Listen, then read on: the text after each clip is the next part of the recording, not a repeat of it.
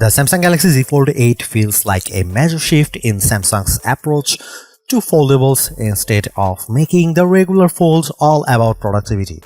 Samsung has gone in a lighter, wider and much more practical direction that makes the phone genuinely enjoyable to use every day.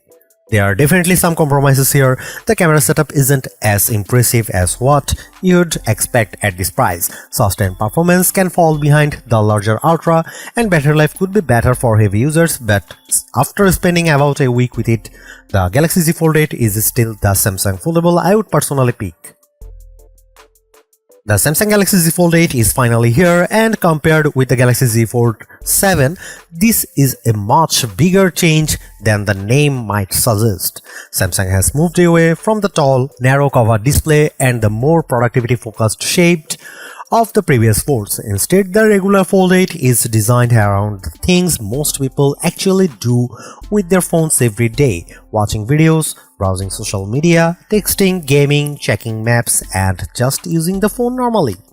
The productivity-first approach hasn't disappeared completely.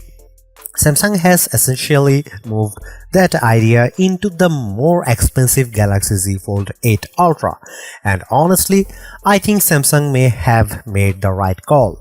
After using the Galaxy Z Fold 8 for a week, the new, wider and shorter design has genuinely changed the way I look at book-style foldables. It feels much more approachable, it's easier to handle with one hand, apps feel more natural on the outer display, and there is something about the overall design that makes you want to keep using it. Despite carrying the familiar phone's name, the Galaxy Z Fold 8 doesn't really feel like the fold phones we have become accustomed to over the last few years, and that's intentional. This is Samsung's first major redesign of its book-style foldable formula. Instead of sticking with the tall outer display and boxier internal screen, Samsung has gone for a much wider and shorter approach that feels noticeably different in the hand. On the outside, you get a 5.5-inch 16:10 display. It's shorter, wider and has almost a passport-like shape. Open the fold up and you get a larger 7.8-inch display with a 3:4 aspect ratio that looks much closer to a traditional tablet. The first time I picked up the Fold 8, I immediately understood what Samsung was trying to do, and after using it for a week, that initial impression hasn't really changed. I have spent a lot of time with book-style foldables, including the Galaxy Z Fold 7 and the Oppo Find N6, and after using the Fold 8, it's honestly difficult to go back to the old boxier approach. The biggest benefit is the outer display. That shorter and wider cover screen is simply easier to use with one hand. You still get a proper smartphone experience, but the screen doesn't feel as awkward or cramped as some previous Samsung Fold displays.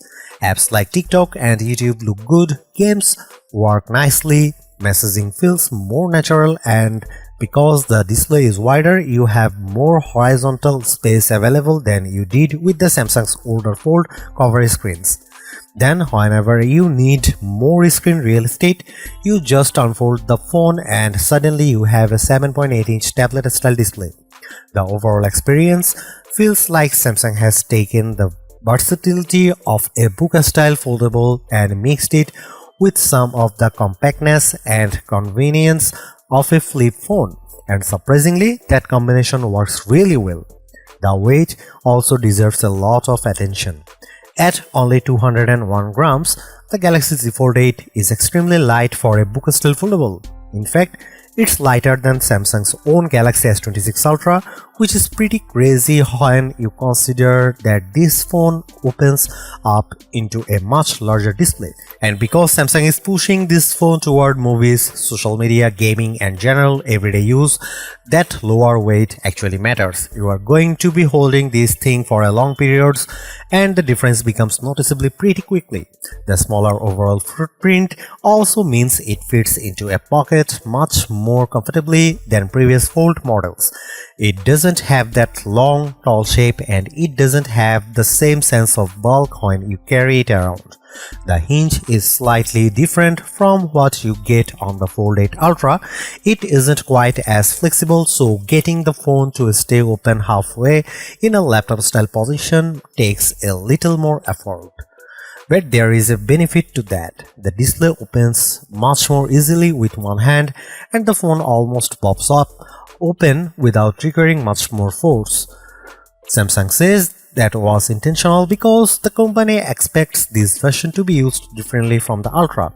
You can still position it halfway open, you can use the outer display in a tent style setup or prop the inner display into a laptop style position if you really want to, but with the 3:4 inner screen, I don't think laptop mode is going to be a major use case for most people. And if that is what you care about the most, the Galaxy Z Fold 8 Ultra is probably the better fit. Samsung also gives you several nice color options this year: graphite, cream, lavender and pistachio. The pistachio model is a Samsung store exclusive, which is a little disappointing because it's easily my favorite of the other colors. The lavender version I tasted is still very nice too. As for durability, the story is mostly unchanged. The Fold 8 is IP48 rated, which means it has water resistance and can survive being submerged up to around 1.5 meters for as long as 30 minutes. However, Samsung hasn't really improved protection against smaller dust particles. Anything below 1 mm can still potentially get into the phone and cause problems. At this point, Google is still basically the company that has pushed farthest toward full dust and water resistance on foldables. So while the Fold 8 isn't leading the industry here, it also isn't exactly an exception. Samsung's cover displays have often feel like secondary screen compared with the main folding panel. With the Galaxy Z Fold 8 though, I don't think that's the case anymore. The 5.5-inch outer display is genuinely useful. The 16:10 ratio gives you a much wider screen without making the phone awkwardly tall. That makes everyday tasks like responding to messages, browsing apps, scrolling through social media and navigating with Google Maps feel much more natural. You get more room for images on social platforms, messages are easier to read and you don't constantly feel like you need to unfold the phone just to do something basic. It's also a surprisingly good screen for gaming and for watching standard 16:9 content on Netflix. You will still see some blackbars above and below the video, but they are relatively small. What impressed me most is that the display doesn't really feel small despite only being 5.5 inches.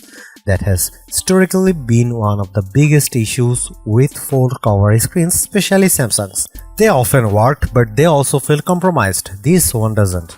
The display itself also matches the quality level you'd expect from a flagship Samsung phone, and that helps the outer screen feel like a real smartphone display rather than simply a temporary preview screen. Obviously, the main attraction is still the internal panel, and this 7.8-inch screen is excellent. You are getting dynamic AMOLED 2X, a 120Hz LTPO refresh rate and up to 3000 nits of peak brightness. It's bright, sharp, vibrant and has the kind of contrast and color quality you'd expect from Samsung. But for me, the biggest improvements are the aspect ratio and the crease. The 3:4 shape is a huge change. It sounds like a relatively small adjustment, but it completely changes how the internal screen behaves with apps. Almost every app I used worked naturally in landscape orientation, including WhatsApp, Slack, YouTube, and Instagram. That was a surprisingly freeing experience.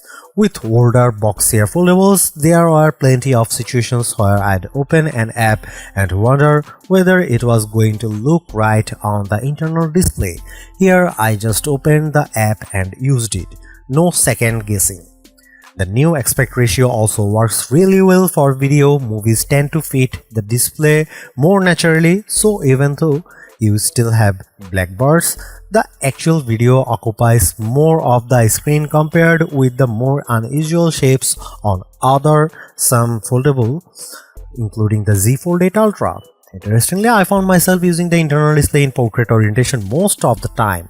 It basically becomes a giant smartphone screen, which is fantastic for scrolling through apps, playing portrait-oriented games, and especially watching vertical video on TikTok. The downside is that the 3:4 layout isn't quite as useful for intensive split-screen multitasking as the Ultra's screen.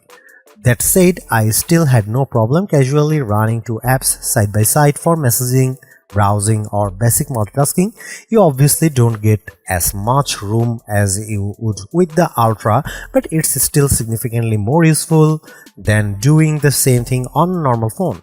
So I wouldn't completely dismiss the regular Fold as a productivity device just because Samsung positions the Ultra above it.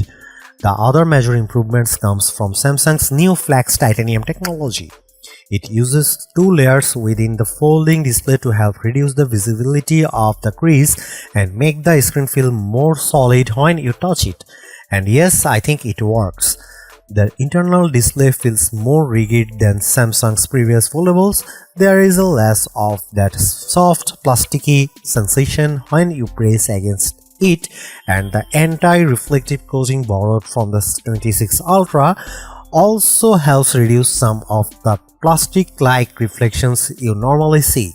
That is a meaningful improvement on its own. Then you have the crease, or more accurately, the lack of a very obvious one. Looking directly at the phone while it is lying flat, the center crease is surprisingly difficult to see. You can still notice it when viewing from an angle, and you can definitely feel it when you run your finger across the middle, but visually it's much less distracting than before. I still think the Oppo Find N6 has a slight advantage when it comes to minimizing the crease, but compared with what Samsung offered only a year ago, this is a very significant step forward. The new design is one of the strongest reasons to buy the Galaxy Z Fold 8. Unfortunately, the camera setup is one of the areas that makes the phone harder to recommend at its price. Samsung has equipped a regular Z Fold 8 with a dual camera system consisting of a 50 megapixel main sensor and a 50 megapixel ultra wide. There is no dedicated telephoto camera, and that's a little frustrating because the Z Fold 8 is still an expensive flagship. In fact, it costs comfortably more than phones like the iPhone 17 Pro Max and the Oppo Find X9 Ultra, so the expectations for camera hardware is naturally pretty high. What makes the decision even harder to understand is that the last year's Galaxy Z Fold 7 had a more advanced camera package for roughly the same price. You had a 200 megapixel main camera, an ultra wide, and a dedicated zoom lens. This year, that more capable triple camera setup has effectively been moved to the much more expensive Z Fold 8 Ultra.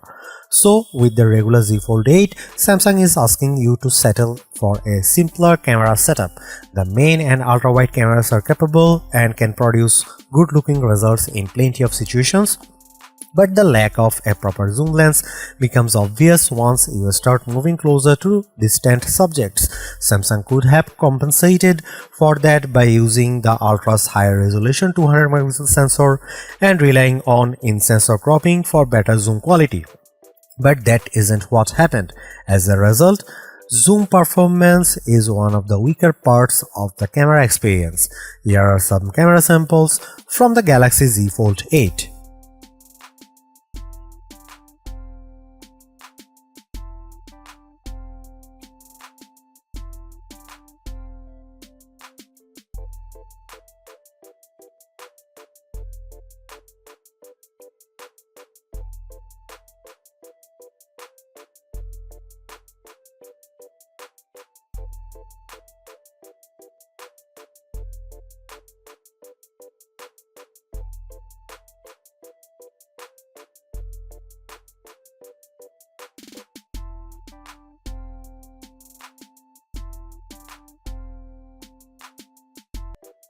The Samsung Galaxy Z Fold 8 feels like a turning point for Samsung's foldable lineup.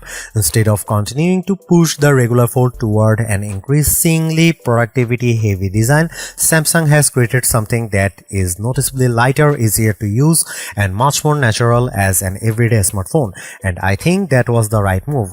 There are certainly compromises. The dual camera setup is difficult to justify at this price. Sustained performance isn't quite as strong as what you get from the larger Fold 8 Ultra, And if you are a heavy user, the battery may only just get you through a full day, but those drawbacks don't erase what Samsung has achieved with the overall design. After spending a week with the Galaxy Z Fold 8, I genuinely have a different idea of what a book-style foldable should feel like. You still get the huge internal display whenever you need it, but the wider and shorter proportions make the phone feel much more normal when it's closed. It's easier to hold, it's easier to use one-handed. The outer screen is finally good enough that you don't constantly feel like you need to unfold the phone, and that combination makes the Fold 8 surprisingly addictive. So if your priority is maximum performance, multitasking and productivity, the Galaxy Z Fold 8 Ultra is still the obvious choice. But if you want a Samsung foldable that is more practical, more comfortable, easier to live with and frankly more fun to use every single day, the regular Galaxy Z Fold 8 is the one I would pick.